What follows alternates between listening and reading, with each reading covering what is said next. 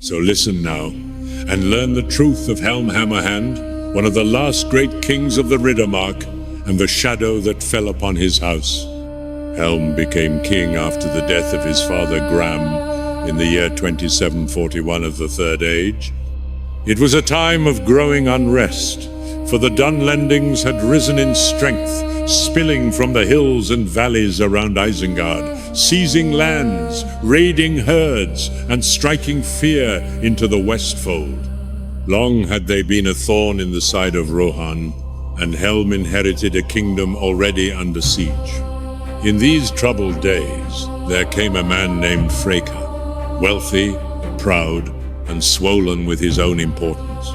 Though he claimed descent from the line of kings, his blood ran dark with the mark of Dunland.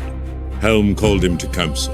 Freka arrived not as a guest, but as a conqueror, surrounded by his own warriors, demanding that Helm give his daughter as a bride to Freka's son, Wulf.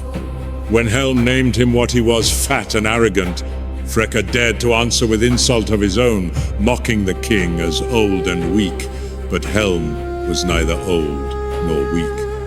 Outside the hall, he struck Freka down with a single blow, so fierce that the man died soon after. Some say it was on that very day that Helm earned the name Hammerhand. Freka's men fled Edoras, but vengeance was already brewing. 4 years later, they returned at the head of a vast host of Dunlendings, joined by foes of Gondor who had sailed up from the south. Under Wulf's command, they swept across Rohan like a storm. Helm met them at the crossings of Isen, and though he fought with unmatched fury, he was forced to retreat into the fortress men would later call Helm's Deep. There, during the long winter, Helm endured a siege of terrible cruelty.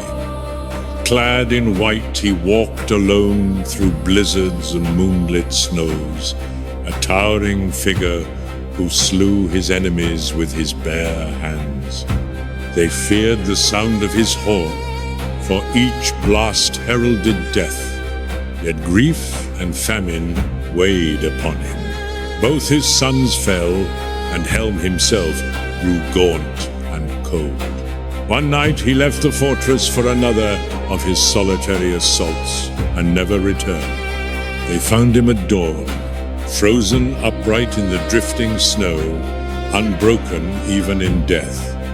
And so the legend of Helm Hammerhand was born.